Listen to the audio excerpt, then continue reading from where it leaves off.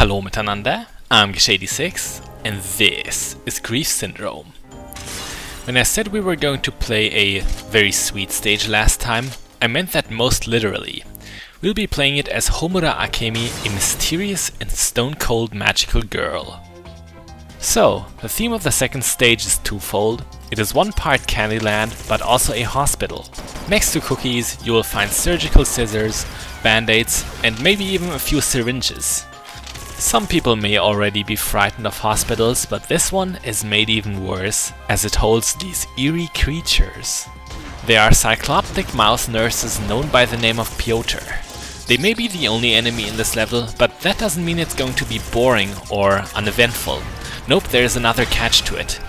It's got something that will bring happiness and sunshine to all players alike, a door maze. Once you go through this first door, you'll be thrown into arena after arena, and after you've cleared one of all the rodents, you have to make a choice between a pink or a blue door. If your choice happens to be bad, you're gonna find yourself looping around rooms that you've already been in, and that can easily get you unnecessarily hurt. There's nothing really to find around the maze. As you might have noticed, there are no pickups in this game. So you really just want to get to the end. As confusing as this part of the game is meant to be, there's a number hidden in the background of each room to help you. With those, you can find out which door leads to where, and eventually make a map of it for future playthroughs. But just then, I think something else caught your attention. Something strange. The screen just suddenly turned grey. That has to do with Homura's super, her time-stopping ability. And the most defining thing about her. And that's saying something. I mean, she's packing. Guns, explosives, you name it, she has it. Just like Mami's super, key to being successful as Homura is using the time stop at the right opportunities. On its use, time will be frozen for about 4 seconds, and not only is it used to prepare attacks for yourself, but you can also evade enemies with it and get to safer spots more quickly. Once again, you have to watch out though. The time stop makes 50% of your health unstable, and it will not regenerate before the effect wears off. Alright, our combination so far is pink, blue, and now blue again.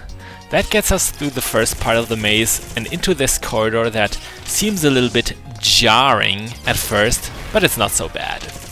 About the path that we're taking, you can get a little bit quicker to here by choosing only the pink doors.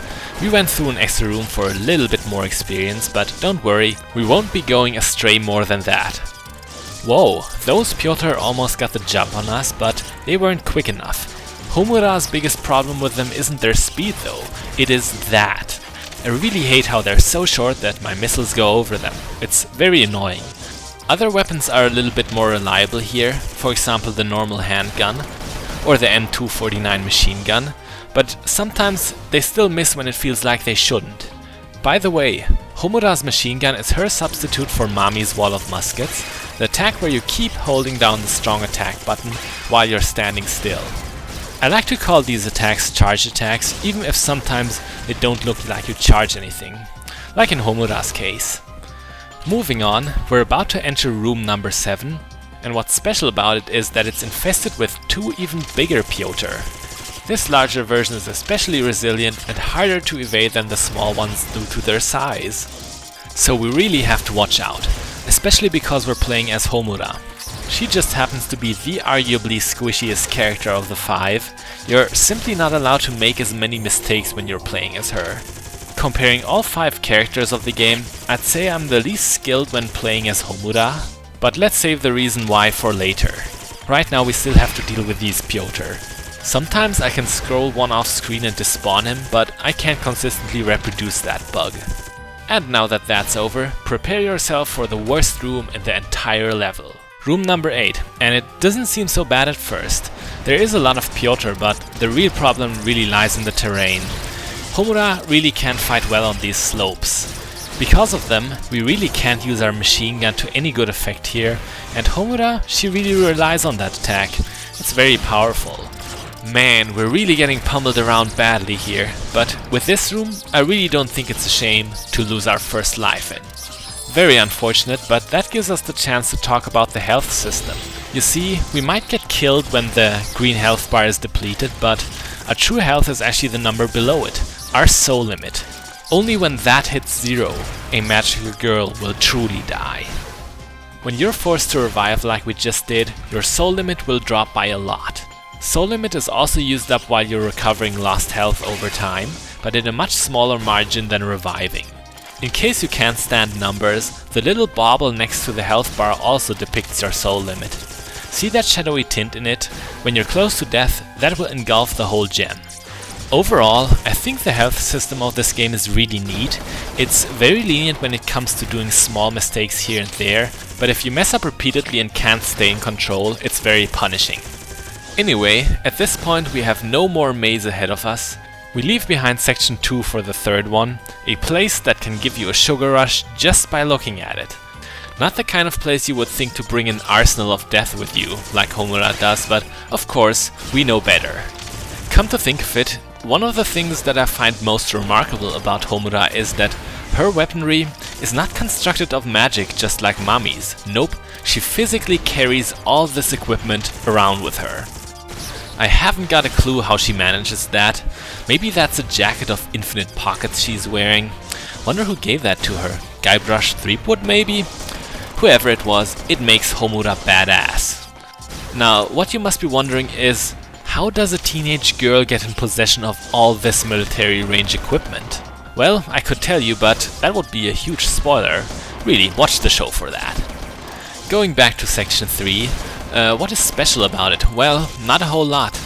Most of the Piotr will attack you from the top right, and I like to evade them with a backwards jump and counter them with a pipe bomb. Pipe bombs are your strong attack while pressing down, and attacks of that kind are used to attack ground-based enemies, usually when you're in the air yourself. At this point, we are very close to the boss. There's only a handful of enemies left in our way, and let's face it, they won't be a problem.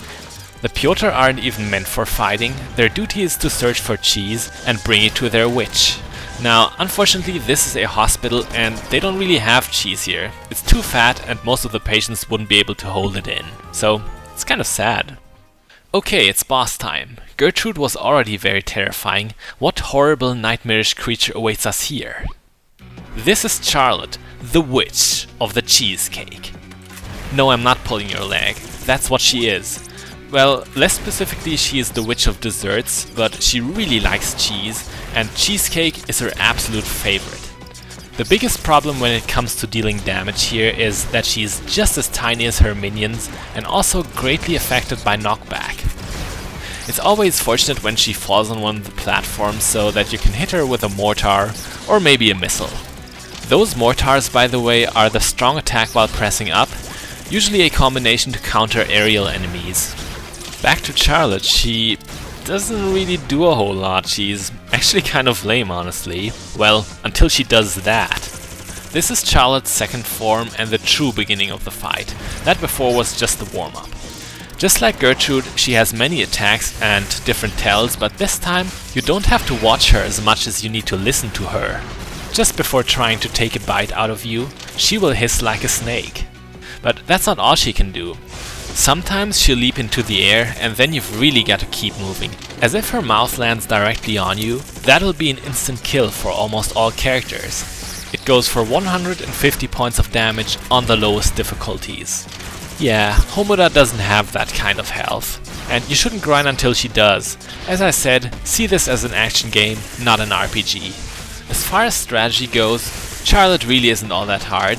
Characters like Homura can just keep their distance and wail on her, but melee fighters can have an almost equally easy time with her. The thing is, you can keep on cuddling distance with Charlotte, and once you hear her hissing, you can just take a quick step behind her and she will miss spectacularly. Really works well, and those characters have an easier time with Charlotte than they have with Gertrude. The only thing you don't want to do is sit on a medium distance. There it'll actually be challenging to evade Charlotte's attacks. Saying that, no character is really bad against her, though with Homura's relatively low damage dealing capabilities, it takes a while. As I've said before, I'm not really good as Homura, but that's not really my fault nor hers, it's the way she's used. You see, we're going solo here, and that is a waste. All teammates will profit from the time stop. That's right, this game has cooperative multiplayer. Up to 3 people can go hunting as magical girls. And yeah, Homura really is a supporter through and through. That's where she shines. Multiplayer is usually only local, but there is an unofficial tool called Grief Syndrome Online that enables net play. And that was the final blow. Honestly, I feel a little bit bad. Now Charlotte will never taste cheesecake ever again. It's tragic. Homura doesn't seem to care. She looks just as bored as she always did. I mean, look at that Ice Queen. You know what type she is. Only after the power of the grief seeds. Totally. Nevertheless, we are once again victorious. We did not get ripped apart and eaten. I'm Gesh86, this was Grief Syndrome, and next time we will find out that too much television is indeed very bad for your health. Bis bald!